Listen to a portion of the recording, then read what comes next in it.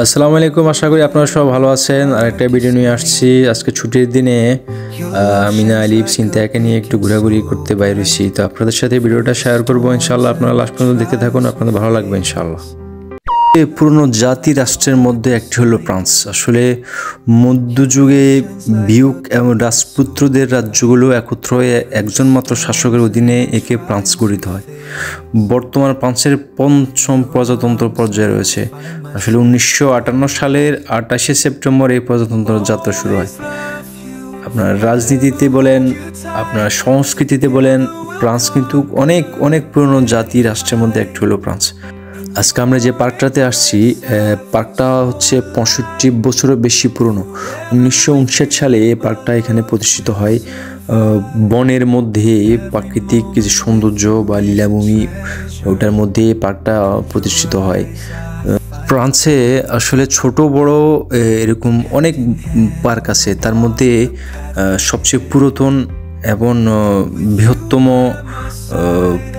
Eco park এটাই। তো আসলে ফ্রান্স অর্থনৈতিক ও ভাষিক সংযুক্ত হিসেবে ভূমিকা পালন করে আসছে ইউরোপের মধ্যেই। আয়তনের দিক থেকে কিন্তু ফ্রান্স ইউরোপের তৃতীয় বৃহত্তম রাষ্ট্র, রাশিয়া এবং ইউক্রেনের পরে এর স্থান। কিন্তু জনসংখ্যার দিক থেকে এটি ইউরোপের চতুর্থ বৃহত্তম রাষ্ট্র।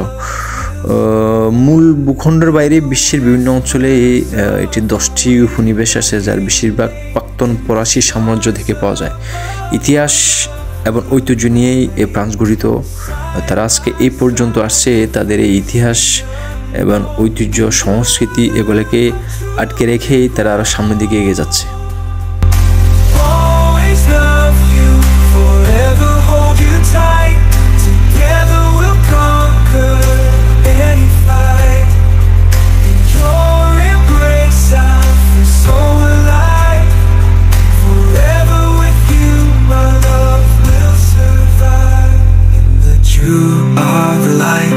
ফ্রান্সের এই ইতিহাস, ঐতিহ্য, সংস্কৃতি, হিস্টোরি বলে আসলে শেষ করা যাবে না, যেহেতু অনেক পুরনো একটা দেশ।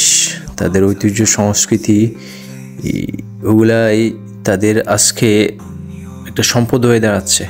আচ্ছা, ফ্রান্সের মতো আসলে কিন্তু আমার দেখার মতো, আমি আসলে বিভিন্ন দেশে ঘুরছি, দেখার মতো অন্য কোনো দেশে এইভাবে তাদের সংস্কৃতি, তাদের ঐতিহ্য, তাদের আগের যে হিস্টোরিগুলা তারা যেভাবে আসলে সংরক্ষণ করতেছে, কিন্তু অন্যান্য দেশে কিন্তু এগুলা আসলে দেখা যায় না।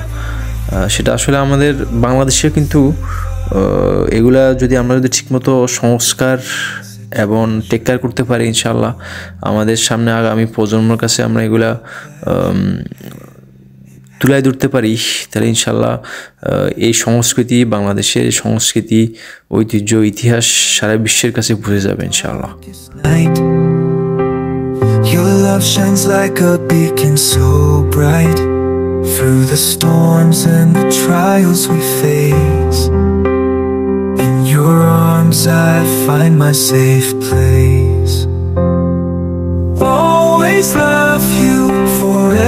শুধু ফ্রান্স না, আমরা আসলে ইনশাআল্লাহ আল্লাহ যদি সে তৌফিক দান করে ইউরোপের বিভিন্ন দেশগুলা, বা যদি সম্ভব হয় একদিন সারা বিশ্ব ঘুরে আপনাদের দেখাবো। রাসেল এবং সিনথিয়ার চোখে বিশ্ব দেখবেন ইনশাআল্লাহ একদিন, আল্লাহ যদি আমাদের সে তৌফিক দান করে।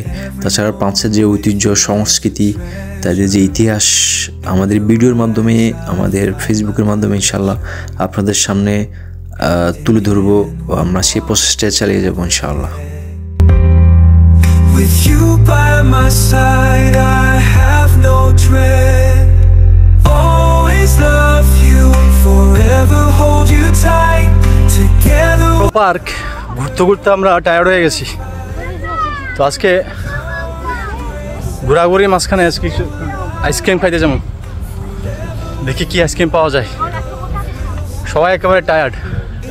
আমার সাথে আমার ওয়াইফ, আমাদের ভাবি সিনথিয়া, আলিফ, আমিনা, আর সিনথিয়ার বড় বোন এবং তার হাজব্যান্ড সহ তার বাচ্চারা সহ আজকে আমরা ঘুরতে আসছি।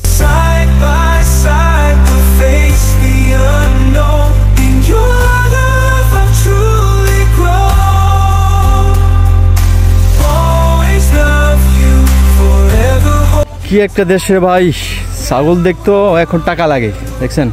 আর ছাগলও তো ছাগলের মতো।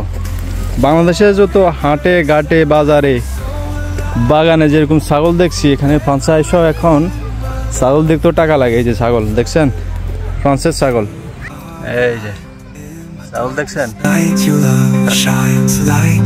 ভিডিওটা ভালো লাগলে লাইক এবং কমেন্ট করে জানাবেন, আমাদের জন্য দোয়া করবেন। সব ভালো থাকবেন, দেশে এবং প্রবাসে আমার যত ভালোবাসার মানুষগুলো আছে সব ভালো থাকুক। আসসালামু আলাইকুম ওয়া রাহমাতুল্লাহি ওয়া বারাকাতুহু।